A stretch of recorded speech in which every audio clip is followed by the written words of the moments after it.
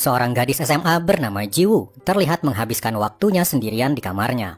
Lalu dia terlihat sedikit berolahraga sebelum akhirnya dia bersiap-siap pergi ke sekolah.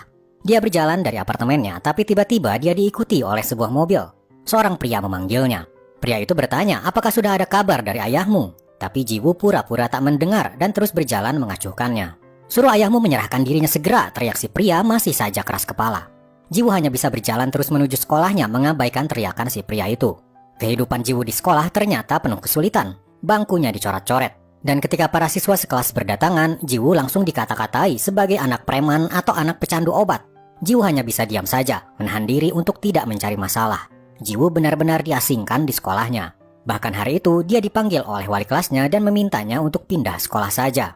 Banyak laporan dari orang tua murid lain yang tidak ingin ada anak dari pecandu obat yang sekolah di situ karena bisa mempengaruhi anak-anak lain.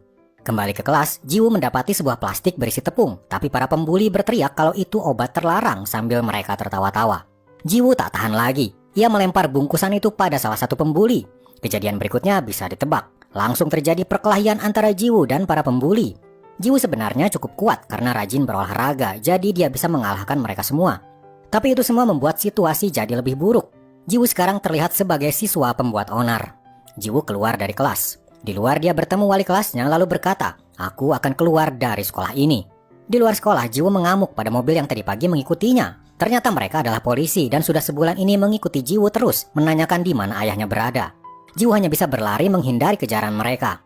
Dia berhasil kabur dan duduk di pinggir sungai, mencoba menenangkan diri. Dia membuka foto-foto bersama ayahnya dulu yang kini entah ayahnya berada di mana. Malam harinya Jiwoo pulang ke apartemennya. Lalu tanpa ia duga, malam itu seseorang menelepon. Ternyata ayahnya yang sudah sebulan tak ada kabar. Ayahnya mengucapkan selamat ulang tahun pada Jiwoo, tapi Jiwoo hanya menangis, kemudian berkata, "Kemana saja ayah selama ini? Para polisi selalu mengikutiku, dan di sekolah kini aku selalu dibully," cerita Jiwoo. Ayahnya jadi merasa bersalah dan hanya bisa terdiam. Setelah menelepon, ayahnya masuk ke dalam mobil dan melihat ponselnya yang sudah sebulan tak ia nyalakan. Terlihat pesan-pesan dari Jiwoo menanyakan di mana keberadaannya dan betapa beratnya hidup Jiwoo selama ayahnya tak ada. Ayahnya akhirnya memutuskan untuk menyetir sendiri, pergi untuk menemui putrinya. Di depan apartemen dia melihat dua polisi yang sudah sebulan mengawasi Jiwoo terus. Tanpa basa-basi, ayah Jiwoo langsung menyerang mereka. Bahkan dia menonjok kaca, tinjunya langsung menembus pria di dalam mobil. Dia kemudian berjalan masuk ke apartemen. Jiwoo mendengar ayahnya ada di depan pintu dan hendak membuka pintunya. Tapi ketika akan dibuka, muncul seorang pria tak dikenal berpakaian hitam. Dia memegang pistol. Ayah Jiwoo mengeluarkan pisau bersiap untuk menyerang. Ia kembali mengunci pintu untuk melindungi Jiwoo. Di dalam, Jiwoo heran kenapa pintunya tak bisa dibuka. Ia mengintip dari lubang pintu, terkejut ketika terdengar suara tembakan. Ayahnya masih tetap memegangi gagang pintu agar Jiwoo tak keluar, sementara si pria lagi-lagi menembak. Jiwoo terlihat panik dan mulai paham kalau ayahnya adalah masalah. Akhirnya si pria itu pergi meninggalkan ayah Jiwoo yang sekarat. Dari balik pintu, ayahnya berkata pada Jiwoo, ia meminta maaf telah membuat hidup Jiwoo susah. Lalu suara ayahnya tak terdengar lagi. Jiwoo memaksa mendorong pintu, akhirnya bisa terbuka. Namun sayang, ia langsung melihat ayahnya kini sudah tak bergerak. Jiwoo berteriak meminta pertolongan sambil memeluk ayahnya yang sudah tak bernyawa. Upacara pemakaman ayahnya pun diadakan. Terlihat serombongan pria berpakaian hitam datang ke sana lalu memberikan penghormatan terakhir. Kemudian Jiwoo bertanya pada seorang pria yang terlihat sebagai bos mereka. "Apa kau teman ayahku?" tanya Jiwoo. "Kau yang menyuruh ayahku memukul bahkan membunuh orang kan?" Si pria hanya menjawab singkat, "Ayahmu orang baik." Kemudian ia pergi.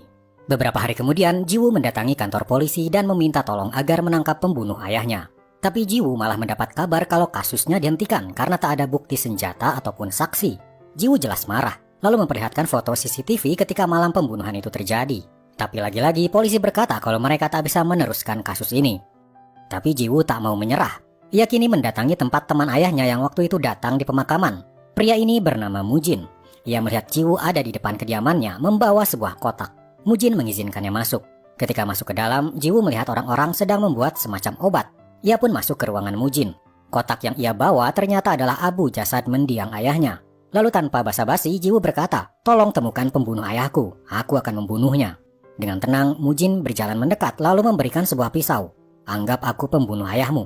Tusuk aku," ujar Mujin. Jiwoo kini ketakutan, ia tak tahu harus berbuat apa. Kemudian Mujin menampar Jiwoo lalu menyuruhnya keluar. Di meja Mujin, terlihat dirinya dan ayah Jiwoo yang berfoto bersama memperlihatkan kalau mereka adalah sahabat dekat. Malam itu Jiwoo termenung di kamarnya. Tiba-tiba ada suara bel pintu terdengar. Jiwoo langsung waspada. Perlahan ia berjalan ke depan pintu dan melihat lewat lubang pintu.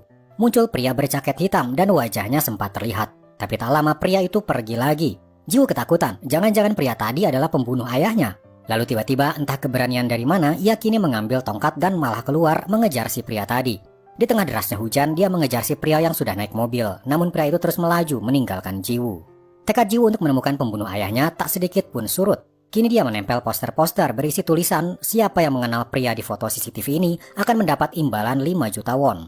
Sementara di jalanan, sebuah mobil berhenti. Ternyata itu Mujin. Tak sengaja ia melihat poster yang ditempel Jiwoo di sebuah toko. Ia pun membawa poster tersebut. Kembali pada Jiwoo, tengah malam dia mendapat telepon. Orang di telepon berkata, "Aku tahu siapa pria yang ada di poster. Kau bawa uangnya, aku akan memberitahumu," ujarnya pada Jiwoo. Jiwoo dengan polosnya membawa segepok uang dan pergi menuju tempat yang sudah ditentukan. Tapi untungnya ia juga membawa pisau untuk berjaga-jaga. Jiwoo memakai masker dan pakaian serba hitam. Di jalanan sepi dia bertemu dengan seorang pemuda berandalan. Berandalan itu berkata, "Serahkan dulu uangmu." Lalu teman-temannya juga mulai berdatangan. Mereka mengambil paksa uangnya lalu menyerang Jiwoo. Jiwoo mencoba menyerang balik, tapi 1 lawan 3 Jiwoo tak bisa mengimbangi mereka. Jiwoo dihajar habis-habisan sampai pingsan. Ketika Jiwoo sadar, dia sudah ada di sebuah tempat sempit. Ternyata dia ada di dalam bagasi mobil, tangannya terikat. Ia meraih pisau yang ia bawa dan mencoba melepaskan diri. Di luar terdengar berandalan tadi mobilnya ditabrak seseorang. Lalu tiba-tiba bagasi dibuka, ternyata Mujin. Mujin langsung menolong Jiwoo melepaskan ikatannya. Mereka pun mengobrol di pinggir laut. Mujin berkata, "Sebaiknya kau jangan lakukan hal berbahaya lagi." Tapi Jiwoo menolak dan berkata, "Bagaimana aku bisa diam sementara pembunuh ayahku masih berkeliaran bebas?" Kemudian Mujin bertanya pada Jiwoo, "Apa kau sungguh ingin membalas dendam?"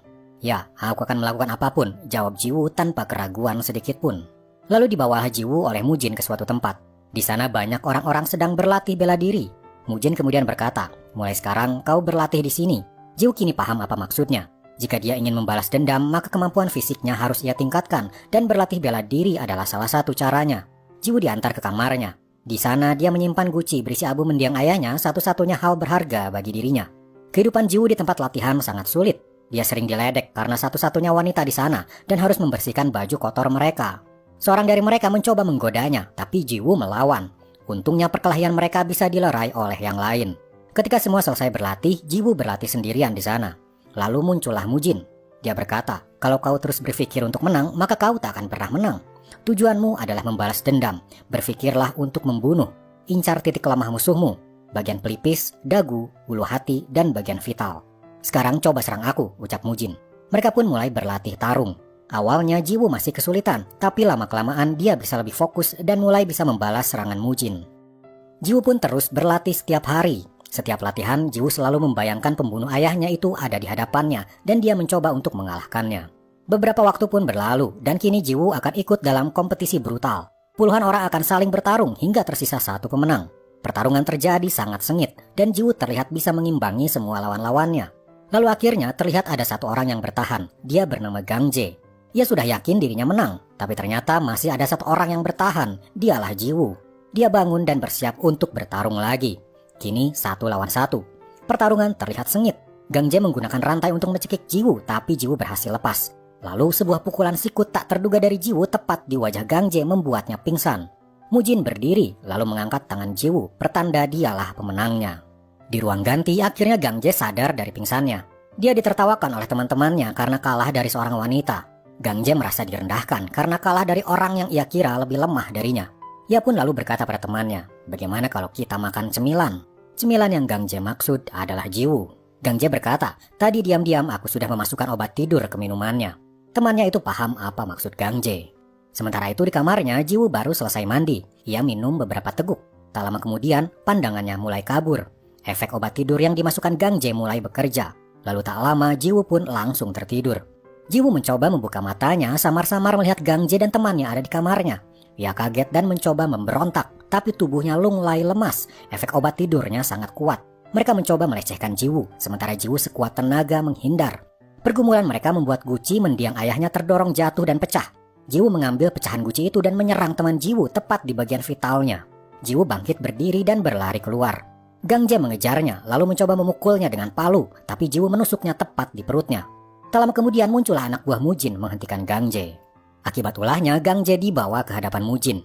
Gang Jae adalah salah satu petarung terbaik yang Mujin miliki, tapi Mujin tak pilih kasih. Jika dia salah, dia harus dihukum. "Kau pilih wajah, tangan atau kaki? Tanya Mujin.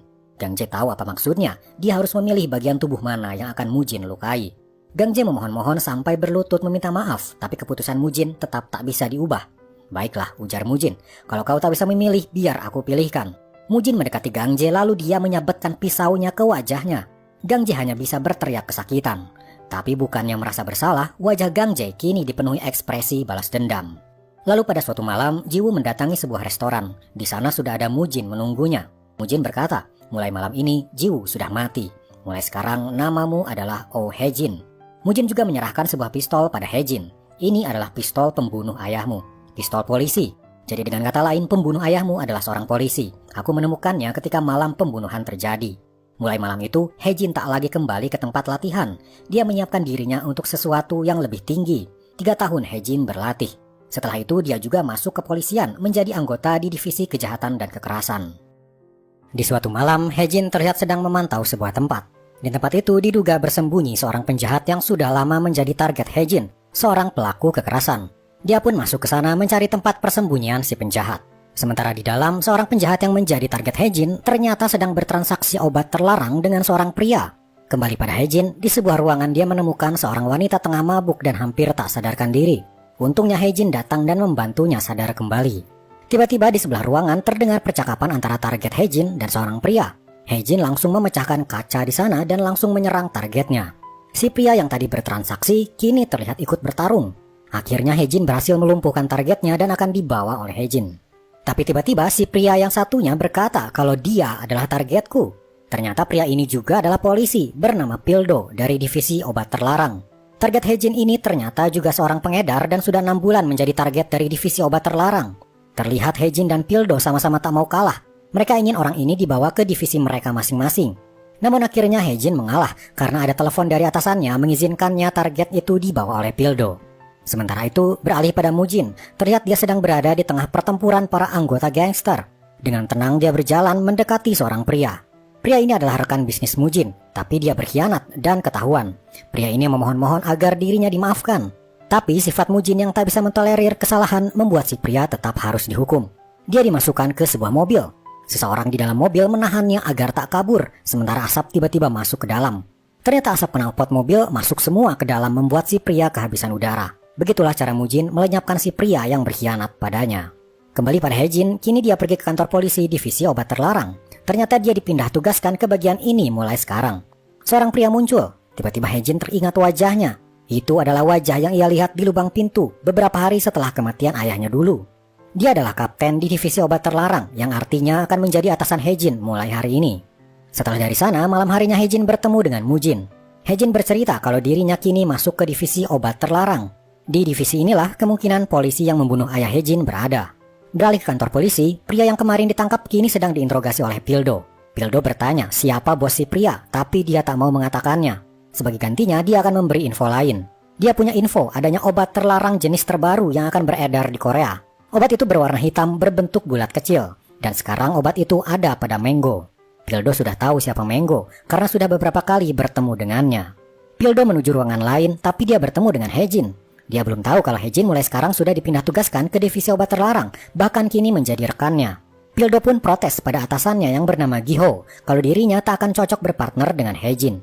Tapi Giho sudah memutuskan kalau Hae-jin akan bekerja di sini, dan Pildo mau tak mau harus menerimanya.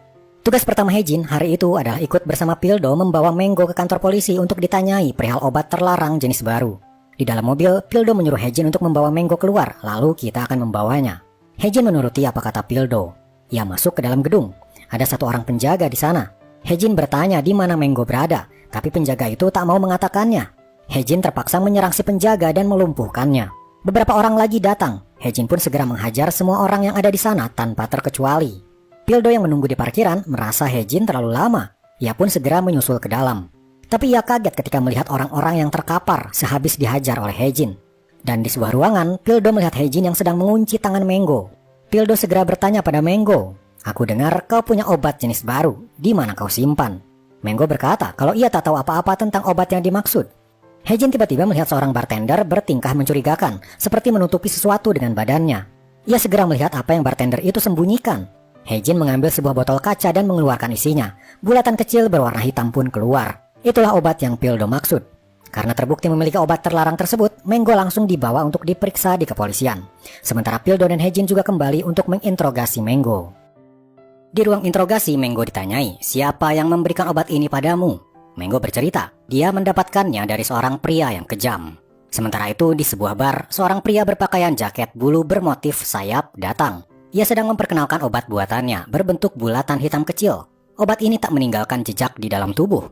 Pria ini ternyata adalah Gangje. Bekas luka panjang terlihat di wajahnya. Beralih pada Hejin, dia menelpon Mujin dan memberi kabar adanya obat jenis baru tapi belum diketahui siapa pembuat obat tersebut. Beralih di sebuah kediaman mewah, salah satu orang kepercayaan Mujin, seorang wanita, sedang menemui pengedar obat dari Jepang. Ternyata selama ini Mujin memproduksi obat terlarang yang diberi nama Diamond, berbentuk cair berwarna bening. Pengedar dari Jepang itu setuju untuk membeli obat tersebut dari Mujin.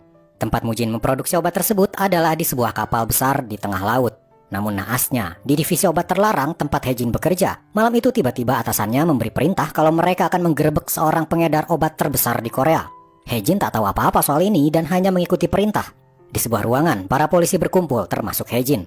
Mereka disuruh untuk menyerahkan ponsel mereka. Setelah itu, Giho mulai memberi instruksi. Target mereka adalah Mujin, seorang pengedar kelas kakap di Korea yang sudah lama menjadi incaran polisi. Hejin melihat gambar di depannya dengan tatapan kosong. Ia tak percaya kalau malam ini dia harus menangkap Mujin, orang yang sudah menyelamatkan hidupnya. Ketika mereka di perjalanan di dalam mobil, Hejin mencoba mengambil ponselnya untuk mengabarkan Mujin, tapi ia takut ketahuan dan mengurungkan niatnya. Mereka kemudian naik ke perahu menuju kapal tempat Mujin memproduksi obat terlarangnya. Para polisi sudah mendapat info kalau malam itu Mujin berada di sebuah kapal tempat obatnya diproduksi. Para polisi berhasil naik ke kapal Mujin dan langsung berpencar untuk mulai menggerebek kapal tersebut. Satu persatu, orang-orang di kapal mulai mereka lumpuhkan tanpa suara. Hejin pun kini terpaksa ikut melumpuhkan para awak kapal di sana agar tidak dicurigai. Beberapa polisi terlihat memasang kamera di badannya agar Giho bisa melihat situasi dan memberi perintah.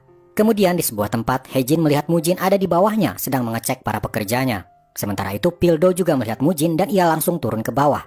Hejin tak punya waktu lagi, ia harus segera menyelamatkan Mujin. Lalu ketika Pildo hendak menangkap Mujin, tiba-tiba tembakan terdengar dan lampu seketika padam. Itu membuat Mujin punya waktu untuk menghancurkan barang bukti, menjatuhkan bahan kimia agar terbakar. Hejin ikut turun ke bawah dan Mujin sempat melihat Hejin, kemudian ia berlari keluar. Keadaan menjadi kacau. Mujin terlihat berlari menuju ujung kapal lalu ia terjun ke laut menyelamatkan diri. Sementara para polisi kini sibuk memeriksa barang bukti yang mungkin masih tersisa. Giho datang ke kapal itu dan menemukan bekas tembakan yang tadi terjadi. Ia menemukan sebuah pistol. Hejin juga ada di sana, melihat reaksi Giho ketika menemukan pistol itu. Itu adalah pistol yang digunakan ketika pembunuhan ayah Hejin terjadi. Ternyata Hejin sengaja meletakkannya di situ. Sementara itu, Mujin sudah kembali ke markasnya dan dia tampak sangat marah karena kapalnya kini berhasil disita kepolisian. Tapi untung dia berhasil kabur. Taeju sebagai asistennya berkata, kenapa Hejin tidak mengabari kita kalau terjadi penggerebekan? Sepertinya ia mencoba memprovokasi Mujin agar mencurigai Hejin. Di kantor polisi, mereka terlihat kesal karena operasi penggerebekan mereka gagal. Giho bahkan memeriksa satu persatu pistol yang para anggotanya bawa, termasuk pistol Hejin. Tapi untungnya semua pelurunya terlihat utuh, karena yang Hejin gunakan untuk menembak adalah pistol yang dipakai ketika ayahnya terbunuh. Pildo mengerti kekesalan atasannya itu. Dia mengajak Hejin melihat sesuatu, yaitu sebuah bagan foto para kriminal besar dan semua itu berpusat pada Mujin. Tapi yang Hejin perhatikan adalah di sana ada foto ayahnya. Pildo bercerita, dia bernama Donghun, teman baik Mujin, terbunuh 5 tahun lalu. Tapi kita belum tahu siapa pembunuhnya. Selesai bekerja, Hejin dan teman-temannya mampir dulu di sebuah restoran. Mereka mengobrol tentang kegagalan mereka menangkap Mujin. Pildo berkata, tak ada cara lain selain kita menyerang lagi di lain waktu. Ponsel Hejin berbunyi. Ia pun pergi ke belakang dan mengangkatnya. Ternyata dari Mujin. Hejin langsung meminta maaf karena tak bisa memberitahu kalau ada penggerebekan karena ia tak sempat. Operasi itu dilakukan tiba-tiba sekali. Hejin memberitahu kalau ternyata sudah lama ada CCTV yang bisa polisi akses di hotel tempat Mujin menginap. Mujin pun paham, sepertinya ada pengkhianat di pihaknya sampai-sampai CCTV pun bisa polisi akses. Hejin juga berkata, yang menembak ketika di kapal adalah aku untuk mengacaukan situasi agar Mujin bisa kabur, lalu meletakkan pistol itu sengaja agar ditemukan oleh Giho. Lalu pada suatu malam, Hejin melihat Giho pergi sendirian. Ia pun diam-diam mengikuti kemana Giho pergi. Giho ternyata datang ke lab forensik dan bertemu dengan seorang dokter. Ternyata Giho memberikan pistol yang ia temukan untuk diperiksa. Para ahli forensik mencoba untuk melihat nomor seri pistol tersebut. Sementara itu beralih pada Gangje, dia ternyata punya rencana malam itu. Ia pergi ke sebuah tempat yang ternyata adalah tempat latihannya dulu milik Mujin. Tanpa basa-basi, dia dan para anak buahnya langsung menyerang orang-orang di sana tanpa ampun. Gangje dan anak buahnya menggunakan senjata tajam, sementara orang-orang di sana baru berlatih bela diri. Mereka tak siap dengan kebrutalan Gangje. Di antara mereka ternyata Taeju juga ada di sana dan dia mencoba menghentikan Gang Jae. Tapi Gang Jae malah makin menjadi. Satu persatu mereka dihabisi, membuat Taeju akhirnya menyerah. Gang Jae kemudian berkata pada Taeju, "Kau pilih mana? Wajah, tangan, atau kaki?" Itu pilihan yang dulu Mujin tanyakan pada Gang Jae. Kini Gang Jae tanya balik. Ia pun langsung menusuk tangan Taeju. Tujuan Gang Jae memang ingin membalas dendam atas wajahnya yang Mujin rusak. Kembali pada Haejin, dia mendapat telepon adanya hal mengerikan di sebuah tempat latihan. Ia pun segera datang ke sana. Sampai di sana banyak ambulans berdatangan karena banyaknya korban. Ia melihat Taeju, tapi Haejin berpura-pura tak mengenalinya. Ia pun masuk ke dalam lalu menemukan sebuah tulisan besar di lantai bertuliskan, "Aku kembali." Lalu mereka menemukan obat butiran hitam. Ternyata si pemilik obat inilah yang menjadi dalang kebrutalan di tempat latihan. Esok harinya mereka langsung memeriksa CCTV di sekitar kawasan di sana dan juga menanyai toko-toko apakah mereka melihat sesuatu yang mencurigakan malam itu. Namun mereka tak mendapat info apapun. Setelah itu, Pildo berpisah karena ada urusan lain sementara Haejin juga harus pergi ke suatu tempat. Beralih di sebuah kuil, di sana sedang ada upacara pemakaman. Ternyata para korban kejadian tadi malam pemakamannya dilakukan di tempat itu. Mujin dan para anak buahnya melakukan penghormatan terakhir pada para korban. Haejin juga datang ke sana mengenakan jaket dan helm, tapi ia urungkan niatnya dan kembali pergi. Tapi di jalan ia berpapasan dengan Pildo dan Giho. Pildo menengok pada sosok berhelm itu, tapi ia kemudian lanjut berjalan. Ketika akan masuk kuil, Giho dan Pildo dihadang oleh Taeju. Giho berkata ia hanya ingin memberi penghormatan, tapi Pildo tak diizinkan masuk. Setelah dari sana, Giho menemui Mujin. Tampak Mujin sedang sangat kesal karena masalah ini. Di sana Giho mewanti-wanti Mujin kalau kepolisian pasti akan segera menangkapnya. Mujin menjawab dengan tegas kalau dia tak akan bisa ditangkap. Beralih pada Gang Jae, dia terlihat sangat senang setelah kemarin malam dia berhasil menghancurkan tempat latihan Mujin dan orang-orangnya. Dia bahkan akan melanjutkan rencana lain, kali ini untuk menghabisi Mujin. Beralih ke kantor polisi, rekan Pildo dan Haejin mendapat foto yang terekam di kamera dashboard sebuah mobil di sana. Terlihat foto Gang Jae. Mereka kini tahu pelaku semalam di tempat latihan adalah dia. Giho pun segera menyusun rencana cara agar Mujin bisa ia tangkap dengan menggunakan Gang Jae sebagai umpan. Pertama, dia akan melepaskan Menggo yang waktu itu mereka tahan. Gang Jae pasti akan menggunakan Menggo untuk memasarkan obat hitamnya lagi. Lalu Mujin juga pasti akan bergerak. Kemudian antara Mujin dan Gang Jae akan saling bentrok. Disitulah polisi akan meringkus Mujin ketika dia lengah. Haejin segera memberikan info ini pada Mujin kalau lepasnya Menggo hanyalah jebakan untuknya. Beberapa hari para polisi menunggu kabar. Kemudian Giho memberi info terbaru kalau sepertinya organisasi Mujin akan hancur karena ada orang dalam yang berkhianat. Haejin juga kaget mendengar kalau ada pengkhianat di sisi Mujin. Ia pun segera mencari tahu siapa orangnya. Malam itu ia pergi dengan motornya. Sementara itu Taeju juga ternyata diam-diam akan pergi. Di dalam mobil dia menemukan sebuah kertas. Setelah membacanya dia langsung melesat pergi. Di sebuah persimpangan terlihat Giho berdiri menunggu sesuatu. Muncullah Haejin naik motor. Ia melihat Giho dan keadaan di sekitar. Tapi tanpa ia sadari ada yang memfoto dirinya dari kejauhan. Tak lama sebuah mobil berhenti. Di dalamnya ternyata Taeju dan dia seperti janjian dengan Giho. Haejin juga melihat mobil itu. Ia jadi curiga kalau Taeju lah yang menjadi pengkhianat. Tapi tiba-tiba ia bertemu Pildo. Haejin langsung kabur, tapi ditahan Pildo. Terjadilah perkelahian mereka berdua. Pildo berusaha membuka helm Haejin, tapi Haejin terus menghindar dan mencoba kabur. Ia akhirnya terjun ke bawah jembatan, tepat di atas truk berisi kardus. Haejin turun dari truk, berlari ke motornya, kemudian pergi. Di jalan, Haejin sekali lagi melihat Giho dan Taeju. Tapi tak lama, Taeju pun pergi. Ternyata itu semua adalah rencana Giho, sengaja untuk menjebak Haejin. Dia sudah curiga ketika ada orang berhelm di pemakaman tempo hari. Giho curiga orang itu adalah mata-mata Mujin yang ada di kepolisian. Bahkan dia sudah curiga kalau orangnya adalah Haejin. Ia pun menyuruh Pildo untuk mengawasi Haejin. Sementara itu Haejin sudah sampai di rumahnya dan menelpon Mujin. Dia sadar kalau kejadian tadi adalah rencana Giho untuk menjebak dirinya. Kalau Giho curiga ada mata-mata Mujin di kepolisian. Sementara itu Taeju juga merasa dijebak karena kertas yang ia dapatkan adalah palsu. Itu adalah jebakan Giho agar terlihat Taeju mengkhianati Mujin. Sementara di kantornya, Giho memberikan file Haejin kepada Pildo untuk ia selidiki. Lalu di pagi hari, Haejin terlihat datang ke rumah sakit bagian lab forensik. Dia datang dan mengambil hasil forensik pistol untuk mengetahui nomor serinya. Dari sana, Haejin segera ke kantor polisi. Ia kemudian bertemu dengan Giho dan memberitahu kalau hasil forensik pistol sudah ada. Pistol itu milik seorang polisi bernama Junsu. Siapa dia? Tanya Haejin. Diam-diam Haejin bersiap dengan pisau di belakang punggungnya karena ia curiga Giho lah pemilik pistol itu dan dialah pembunuh ayahnya. Giho menjawab, Junsu adalah anggota timku, baru sebulan bekerja dia tewas, dan yang membunuhnya adalah Mujin. Jawaban dari Giho ini membuat Haejin menutup kembali pisaunya. Ia lalu langsung menemui Mujin untuk mendapatkan kepastian. Di pinggir laut mereka mengobrol, dan Haejin bertanya apakah benar Mujin pernah membunuh polisi bernama Junsu. Mujin menjawab, itu tak benar, justru Giho lah yang menipuku. Jawaban dari Mujin ini membuat Haejin bingung siapa yang benar. Beralih pada Gang Jae, dia terlihat menemui Menggo setelah Menggo dilepaskan dari penjara. Selain membantu memasarkan obat hitam Gang Jae, ternyata Menggo juga punya info lain, yaitu dia pernah bertemu dengan seorang polisi wanita. Gang Jae langsung mengenalinya, dialah Jiwoo. Maka Gang Jae pun berencana untuk membalas dendam pada Jiwoo. Siang itu, Hae-jin terlihat mendatangi sebuah tempat. Tapi diam-diam Pildo mengikutinya. Hae-jin terus bergerak hingga dia sampai di sebuah parkiran gedung tempat Menggo. Pildo tiba-tiba masuk ke mobilnya Hae-jin, membuatnya kaget. Pildo bertanya, "Apa yang kau lakukan?" Hae-jin menjawab, "Aku ingin mengungkap siapa yang membuat obat hitam karena sepertinya Menggo ada hubungan dengan orang itu." Tak lama muncullah Menggo. Dia menaiki mobilnya dan pergi keluar. Hae-jin dan Pildo pun kini mengikuti mereka. Di saat yang bersamaan, Mujin terlihat datang ke restoran langganannya. Kembali pada Hae-jin, dia melihat Menggo masuk ke sebuah pabrik tak terpakai. Pildo menelepon rekannya di kantor polisi dan memberikan alamat pabrik tersebut. Kemudian Hae-jin dan Pildo masuk ke pabrik itu lewat jalan belakang. Di sana mereka mengawasi Menggo yang memarkir mobilnya di bawah. Kembali pada Mujin, di restoran dia merasa ada yang tak beres. Ia pun menyuruh ibu pemilik restoran membelikan rokok untuknya agar ibu itu keluar. Ternyata orang-orang di sana adalah anak buah Gang Jae. Mereka langsung menyerang Mujin di dalam restoran. Kembali pada Hae-jin, tak lama datanglah mobil yang ternyata itu Gang Jae. Dia menyerahkan sebuah tas pada Menggo.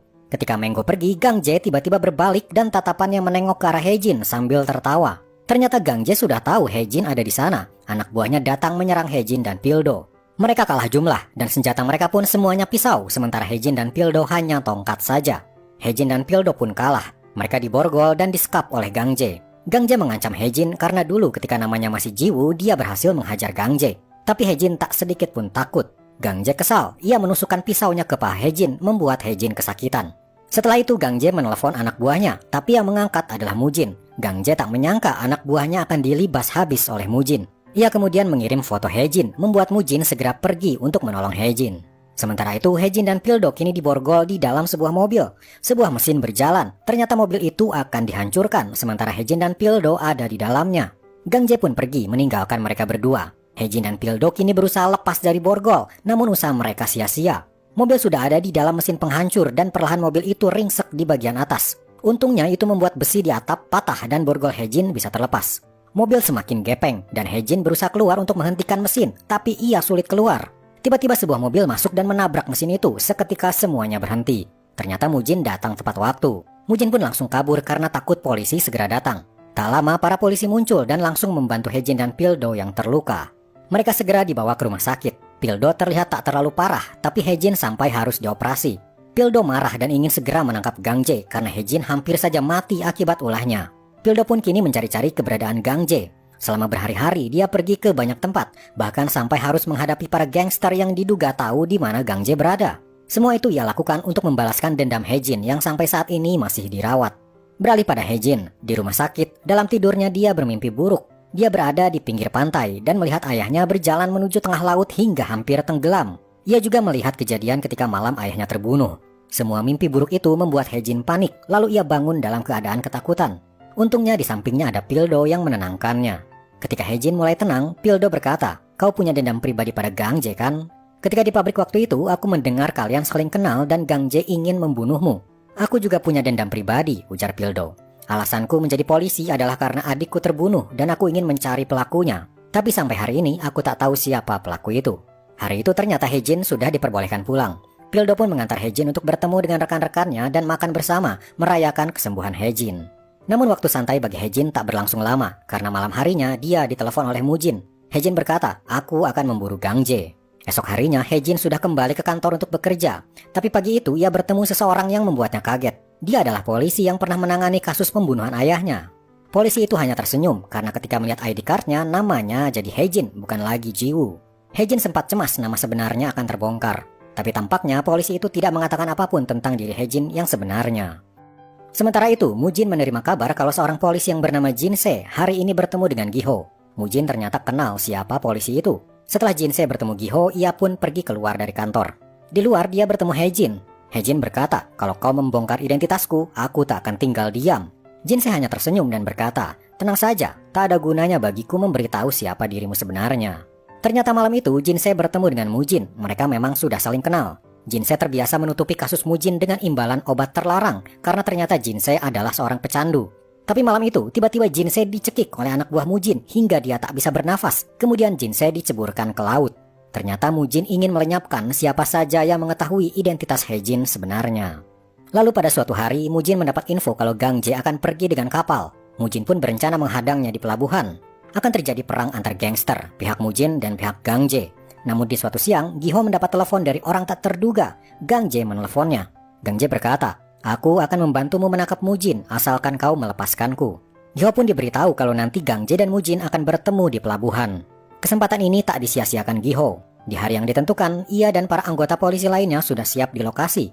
Gang Jae sudah sampai duluan di pelabuhan. Kemudian tak lama Mujin pun tiba juga di sana. Puluhan anggota gangster di dua pihak bersiap bertempur. Dan pertempuran pun terjadi. Pihak polisi masih belum bergerak, mereka menunggu instruksi dari Giho. Lalu Gang Jae terlihat menjauhi keramaian dikejar oleh Mujin. Saat itulah para polisi datang, langsung mengepung para gangster yang sedang bertempur. Mereka langsung dilumpuhkan dan ditahan. Sementara itu, Hejin juga baru sampai di sana. Ia melihat Gang Jae dan Mujin. Di atas besi-besi konstruksi, Gang Jae dan Mujin berkelahi menggunakan pisau mereka. Pildo juga mengejar mereka dan melihat perkelahiannya. Lalu sebuah tusukan dari Gang Jae berhasil menembus perut Mujin. Hejin tiba tepat waktu sebelum Gang Jae menebas Mujin. Ia menodongkan pistolnya pada Gang Jae. Hejin lalu berkata pada Mujin, "Pergilah." Mujin pun kabur dari sana. Ia turun, tapi tiba-tiba Giho menghadangnya. Namun sebuah mobil melaju kencang membuat Giho menghindar. Ternyata itu Taeju langsung menolong Mujin. Mujin pun berhasil kabur. Kembali pada Hejin, ia masih menodongkan pistolnya pada Gang Jae. Gang Jae berteriak, "Aku akan mengungkap semua kebenaran. Kau, Jiwoo." Tembakan dilesatkan. Gang Jae tak sempat menyelesaikan kalimatnya. Hejin terus menembak Gang Jae berkali-kali. Pildo yang melihat kejadian itu hanya bisa mematung. Ia tak percaya Hejin akan menembak mati Gang Jae. Sementara itu, Mujin terlihat kesakitan di dalam mobilnya. Luka-lukanya cukup parah. Di dalam terowongan, mobilnya berhenti dan Mujin keluar. Setelah itu, Taeju naik lagi ke mobil dan meninggalkan Mujin sendirian. Mujin berjalan menyusuri salju, terseok-seok menuju perbukitan. Ketika malam tiba, dia sampai di sebuah kuil. Seorang biksu melihatnya dan langsung menolongnya. Beralih pada Hejin, dia terlihat berhalusinasi. Membunuh Gang Jae dengan tangannya sendiri membuat dirinya merasa sangat bersalah. Dan bayangan Gang Jae seolah hidup kembali dan menyerang dirinya, membuat Hejin dihantui rasa trauma. Suatu malam dia mendengar ada orang di depan rumahnya. Ternyata itu Pildo. Dia datang membawakan Hejin makanan. Pildo pun masuk ke rumah Hejin dan di sana mereka mengobrol. Pildo berkata, "Dulu kau berkata alasanmu menjadi polisi karena kau ingin menangkap seseorang. Jadi Gang Jae lah orangnya ya?" tanya Pildo. Hejin tak menjawabnya. Ia tak bisa bercerita kalau ia sedang mengincar pembunuh ayahnya dan kemungkinan Giho lah si pembunuh itu. Ia hanya berkata dulu Gang Jae pernah berniat melecehkannya karena sebelumnya ia dicekoki obat terlarang. Cerita itu tak sepenuhnya bohong juga, jadi Hejin memutuskan menceritakannya pada Pildo. Malam itu Hejin tertidur, Pildo pun keluar dan pulang. Beberapa hari kemudian, Mujin yang dirawat oleh seorang biksu kini sudah sadar dan luka-lukanya mulai sembuh. Ternyata biksu itu adalah kawan lama Mujin dan dia tahu Mujin ini siapa. Sementara itu di kantor polisi, Giho memerintahkan untuk mencari Mujin. Mereka tahu Mujin saat kabur sedang terluka, jadi tak mungkin pergi jauh. Beralih pada Hejin, suatu hari dia mendapat sebuah kiriman surat. Anehnya nama di surat itu adalah untuk Jiwoo, nama Hejin dulu. Ia pun membuka surat tersebut. Ia kaget melihat ayahnya berfoto memakai seragam polisi. Ia lebih kaget lagi ketika melihat name tag-nya. Namanya Junsu. Padahal selama Hejin hidup, nama ayahnya adalah Donghun. Ternyata surat itu dikirimkan oleh Gang Jae sebelum ia mati. Lalu ponselnya berbunyi dari Mujin. Ia meminta Hejin datang ke sebuah kuil. Kebetulan Hejin ingin segera membicarakan hal ini dengan Mujin. Sesampainya di kuil, Hejin langsung bertanya, "Apa benar ayahku seorang polisi dan namanya adalah Junsu?" Mujin berkata, "Ya, dia memang seorang polisi. Giho mengirim Junsu ke dalam organisasiku untuk penyelidikan, tapi Junsu memutuskan untuk menjadi bagian dari organisasi. Dia dibunuh oleh polisi karena dianggap sebagai pengkhianat bagi kepolisian." Hejin hanya terdiam mendengar cerita Mujin itu, seolah ia ragu apakah Mujin berkata yang sebenarnya atau tidak. Di luar mereka tak tahu ternyata Pildo ada di sana sedang mencari Mujin. Tapi biksu temannya Mujin berkata, tak ada orang lain lagi, apalagi musim dingin seperti ini. Pildo pun pergi lagi dari sana. Dari sana Pildo menemui Giho yang sedang minum. Tampaknya Giho sedang banyak pikiran hingga dia mabuk. Pildo pun mengantar Giho yang mabuk ke apartemennya. Tapi di saat yang bersamaan ternyata Hejin juga datang ke apartemen Giho. Tiba-tiba seseorang masuk, tapi itu bukan Hejin. Seorang pria berpakaian hitam langsung menyerang Giho. Giho ditusuk tapi berhasil melukai tangan si penyerang. Penyerang itu kabur. Tak lama muncul Hejin ke sana. Ia memegang gagang pintu lalu kaget ketika ada darah menempel. Hejin masuk. Giho menembak mengenai tangan Hejin. Giho mengira penyerang tadi adalah Hejin.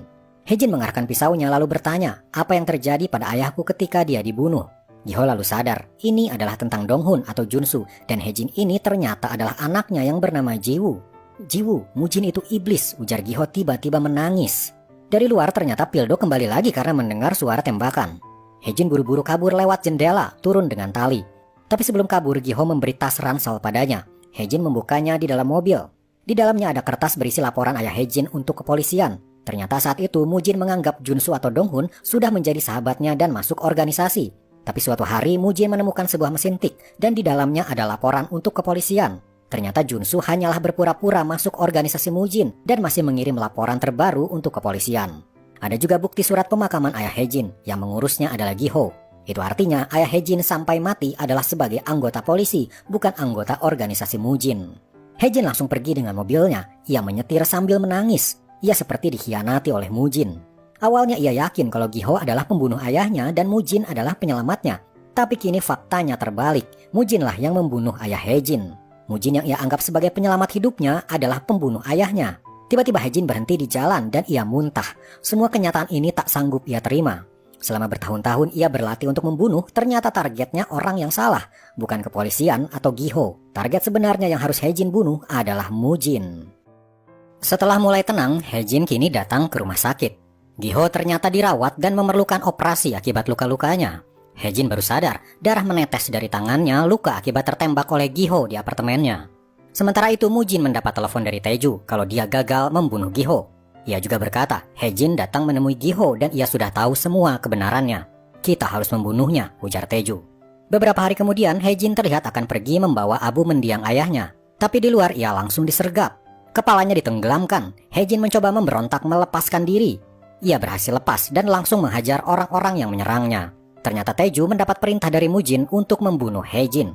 Di dalam, Hejin sudah menghabisi ketiga orang yang menyerangnya tadi. Taeju masuk ke dalam, sepertinya ia harus menghabisi Hejin oleh tangannya sendiri. Dan dimulailah pertarungan mereka berdua. Mereka menggunakan pisau sebagai senjatanya dan saling menyerang. Terlihat kemampuan Hejin lebih baik. Ia berhasil membuat Taeju terluka cukup parah. Hejin menancapkan pisau di leher Taeju berusaha untuk menghabisinya. Hingga akhirnya ia pun berhasil mengalahkan Taeju.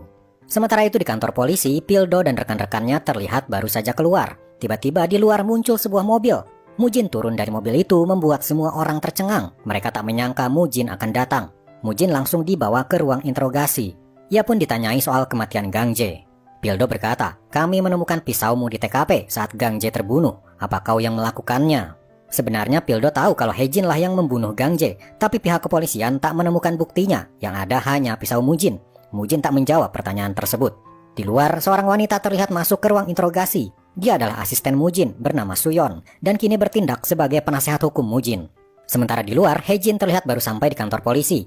Ia segera masuk ke ruang interogasi dan menanyai Mujin. Kenapa kau menyerahkan diri? Tanya Hejin. Aku di sini untuk membuktikan kalau aku tak bersalah, jawab Mujin. Kami menemukan pisaumu di TKP saat Gang Jae terbunuh. Kami tak butuh pengakuanmu. Semua bukti ini mengarah padamu dan hanya menunggu waktu kau akan ditahan, ujar Hejin pada Mujin. Setelah itu Hejin keluar dan pergi ke suatu tempat. Ternyata ia pergi ke ruang barang bukti. Di sana ia meminta barang bukti pisau Mujin yang dipakai untuk menusuk Gang Jae. Setelah mendapatkannya, ternyata dia menelpon Mujin. Ia berkata, barang bukti akan kumusnahkan. Kau bisa bebas sekarang. Ternyata Hejin ingin Mujin tak dipenjara. Tapi apa sebabnya? Sementara itu, rekan polisi lain sedang menyelidiki CCTV di sekitar apartemen Giho. Mereka menemukan sebuah mobil terlihat mencurigakan. Setelah diselidiki, ternyata mobil itu milik Hejin. Bahkan terlihat di sebuah CCTV, Hejin kabur dari apartemen Giho tepat setelah Giho diserang. Pildo dan yang lainnya segera mencari Hejin. Bahkan pengeras suara mengumumkan siapapun yang melihat Hejin harus segera menghentikannya. Hejin kini menjadi buronan polisi. Di luar, Pildo melihat seseorang mengendarai motor. Dialah Hejin. Pildo terlambat menyadarinya. Di saat yang bersamaan, Mujin terlihat keluar sendiri dari kantor polisi. Suyon berkata, Mujin tak bersalah karena tak ada barang bukti. Tentu saja buktinya kini sudah dibawa Hejin untuk dimusnahkan. Pildo pun terpaksa membiarkan Mujin pergi. Beralih pada Hejin, dia berhenti di jalanan sepi dan membuang barang bukti itu ke laut. Beralih pada Mujin, dia sampai di markasnya dan melihat Taeju yang sudah tak bernyawa. Dia sadar aksi Hejin menghilangkan barang bukti bukanlah untuk menyelamatkannya. Justru Hejin tak ingin Mujin dipenjara karena Hejin ingin membunuh Mujin dengan tangannya sendiri saat ini juga. Sementara itu Pildo dan rekan-rekannya mendatangi apartemen Hejin yang ternyata sudah berantakan. Di sana Pildo teringat ketika waktu itu datang untuk pertama kalinya ia melihat guci abu mendiang ayah Hejin. Ia pun bergegas menuju pemakaman, siapa tahu Hejin datang ke sana. Dan ternyata benar, Hejin saat ini mengunjungi makam ayah dan ibunya. Di sana dia mencoba menenangkan diri. Semua hal yang baru saja ia alami membuatnya seolah hancur. Tapi satu hal yang pasti, dia kini harus membalaskan kematian ayahnya. Mujinlah kini yang ia incar. Hejin menaiki motornya, tapi tak disangka ia berpapasan dengan sebuah mobil, ternyata itu Pildo. Hejin berbalik arah dan kabur dari kejaran Pildo.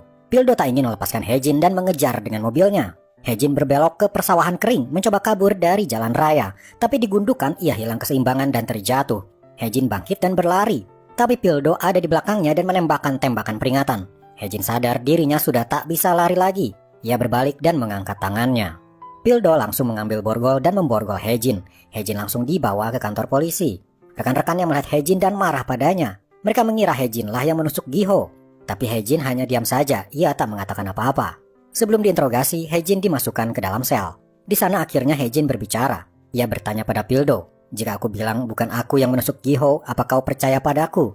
"Tidak, aku tak percaya," ujar Pildo. Sementara itu, Mujin mendapat kabar kalau Hejin tertangkap. Di luar dugaan, Mujin berpesan pada Suyon, apapun caranya, bebaskan Hejin. Mujin ternyata ingin berhadapan 1 lawan 1 dengan Hejin. Suyon pun langsung mendatangi Hejin yang ada di ruang interogasi dan menyampaikan pesan dari Mujin. Setelah itu, Suyon berkata pada Pildo, Hejin sedang terluka. Ia meminta agar Hejin dirawat di rumah sakit. Awalnya Pildo ragu, tapi Hejin memang sedang terluka akibat insiden di apartemen Giho dan akibat pengejaran kemarin. Maka akhirnya Hejin pun dibawa ke rumah sakit, dikawal oleh beberapa polisi termasuk Pildo. Di markasnya, Mujin mendapat telepon kalau Hejin sedang dibawa ke rumah sakit. Ia segera memerintahkan anak buahnya untuk bergerak. Sesampainya di rumah sakit, Hejin langsung dirawat luka-lukanya. Pildo tiba-tiba mendapat telepon. Ternyata dari Giho, dia sudah siuman. Ia segera pergi ke kamar Giho. Kembali pada Hejin, lukanya sedang dijahit oleh suster. Tiba-tiba Hejin mengenal seorang dari suster di situ, wanita yang pernah ia selamatkan ketika wanita itu hampir overdosis karena obat. Beralih pada Pildo, ia kini ada di kamar Giho. Giho langsung menceritakan semuanya kalau sebenarnya Hejin adalah Jiwoo, anak dari Junsu, polisi yang mati dibunuh Mujin. Kembali pada Hejin, ia terlihat mencoba membuka borgol dengan alat operasi yang ada. Kebetulan suster di sana sedang menelpon. Lalu datang suster yang Hejin kenal. Ia tiba-tiba memberikan kunci mobil dan berkata, "Pergilah, mobilnya ada di parkiran basement." Tapi para polisi langsung masuk menghadang. Hejin terpaksa harus menghadapi mereka dan melumpuhkan mereka. Hejin pun kabur menuju basement. Pildo diberitahu kalau Hejin kabur dan langsung berlari untuk mengejarnya. Di basement, Hejin mencari-cari di mana mobilnya berada. Akhirnya dia menemukannya dan naik. Tapi Pildo muncul dan menghadangnya. Pildo tahu Hejin akan pergi untuk membunuh Mujin, maka dari itu ia melarangnya. Pildo memborgol tangannya dan tangan Hejin. Tapi Hejin berkata, "Aku sudah merelakan masa depanku untuk menangkap pembunuh ayahku. Tapi aku malah ditipu dan kini aku jadi pembunuh. Aku akan menyelesaikan ini semua," ujar Hejin. Tapi tiba-tiba muncul gerombolan anak buah Mujin. Mereka berdua masih terborgol, lalu masuk ke dalam mobil dan kabur. Mereka berkendara hingga larut malam. Hingga akhirnya Pildo menghentikan mobilnya, ternyata mereka pergi ke pantai. Di sana ada sebuah penginapan milik teman Pildo, lalu mereka pun masuk ke dalam. Kondisi Hejin yang tadi penuh amarah kini sudah mulai tenang. Pildo pun membantu merawat luka-luka Hejin. Pildo berkata, "Ketika adikku terbunuh, setiap hari aku membawa pisau kalau aku bertemu dengan pembunuh adikku. Tapi pada akhirnya itu hanya menyakiti diriku sendiri dan itu menghancurkanku. Kau jangan hancur sepertiku," ujar Pildo pada Hejin. Sementara itu di markasnya, Mujin terlihat sedang mengingat masa lalunya. Persahabatannya dengan Junsu atau Donghun membuat dia merasa sakit hati karena merasa dikhianati. Mujin masih ingat ketika dia tahu kalau Junsu ternyata memberi laporan rahasia tentang dirinya pada pihak kepolisian. Malam itu dia datang ke apartemen Junsu. Di sana dia menembak Junsu, sementara teriakan Jiwoo di dalam apartemen terdengar olehnya. Mujin sudah menganggap Junsu sebagai sahabat terbaiknya, tapi Junsu mengkhianatinya. Dan kini anaknya Jiwoo atau Hejin akan datang untuk membalaskan dendam ayahnya. Dia akhirnya memutuskan untuk menghadapi Hejin apapun resikonya. Mujin mengambil pistol dari brankas dan pergi mencari Hejin. Sementara itu pagi harinya Hejin dan Pildo mendatangi kantor polisi. Ketika hampir sampai, tiba-tiba seorang pengendara motor berhenti di samping mobil mereka. Dia mengeluarkan pistol dan tanpa diduga Pildo ditembak tepat di dahinya. Pildo langsung tewas meninggalkan Hejin yang terpaku. Hejin akhirnya bisa bergerak dan langsung keluar dari mobil. Amarahnya memuncak. Dia membawa pistol dan datang ke markas Mujin. Tapi di sana dia dihadang oleh para anak buah Mujin. Dia pun harus melumpuhkan mereka semua terlebih dulu sebelum bertemu dengan Mujin. Hejin berlari dan segera masuk lift. Ia terlihat membuang peluru di pistolnya, hanya menyisakan satu saja, itu peluru untuk Mujin. Tapi di depan pintu ruangan Mujin, seorang pengawal yang ahli bela diri menghalangi Hejin. Hejin terpaksa harus berhadapan dengannya. Kemampuannya sangat hebat, membuat Hejin kewalahan. Hejin terpaksa menembaknya. Peluru untuk Mujin ia pakai untuk membunuh lawannya itu. Ia pun masuk ke dalam ruangan Mujin. Di sana Mujin sudah bersiap dengan pistolnya. Tapi dia meletakkannya lagi. Di lantai Hejin melihat foto ayahnya dan Mujin terlihat sangat akrab. Hae-jin tak sudi ayahnya dekat dengan Mujin dan merobek bagian Mujin. Lalu dia mengikatkan pisau ke tangannya, memastikan kalau pisaunya tak akan terlepas. Hae-jin benar-benar sudah bertekad untuk membunuh Mujin. Perkelahian pun terjadi. Hae-jin yang sudah luka-luka akibat perkelahian sebelumnya membuatnya kerepotan menghadapi Mujin. Beberapa kali Mujin berhasil melukai Hae-jin dengan pisaunya. Bahkan sebuah tusukan di perut membuat Hae-jin terluka cukup parah. Hae-jin semakin babak belur, luka-lukanya ada di sekujur tubuhnya. Ia bahkan harus berpegangan pada Mujin untuk bangun. Mujin mengangkat pisaunya untuk membunuh Hae-jin, tapi Hae-jin memegang tangannya dan membelokkannya ke perut Mujin. Mujin bangkit sambil mengambil pistol Hae-jin. Ia tarik pelatuknya, tapi ternyata pelurunya habis. Hae-jin langsung menyerang. Tusukan tepat di dada Mujin membuat matanya terbelalak. Lalu hanya dalam hitungan detik nyawa Mujin melayang. Hae-jin berhasil membalaskan dendam ayahnya. Ia pun berjalan masuk ke dalam lift keluar dari sana. Di jalan, Hae-jin terhuyung-huyung mencoba untuk tetap sadar. Kejadian itu pun kini sudah berlalu. Kini Hae-jin sudah kembali pulih dan kini sedang berada di pemakaman ayah dan ibunya. Dari sana ia juga mengunjungi makam Pildo, satu-satunya orang yang mengerti dirinya. Namun sayang, Pildo juga kini sudah meninggal. Dan film pun selesai. Nah itulah guys, seluruh alur cerita dari drama My Name. Film yang penuh dengan adegan action dan plot twist yang tak terduga membuat drama ini seru untuk ditonton. Gimana menurut kalian? Terima kasih untuk kalian yang selalu menonton sampai akhir ya. Kalau kalian suka dengan video ini, silakan like dan subscribe supaya admin semangat menyajikan video alur cerita berikutnya yang gak kalah serunya. Oke, sampai sini dulu video kali ini. Sampai jumpa di video berikutnya.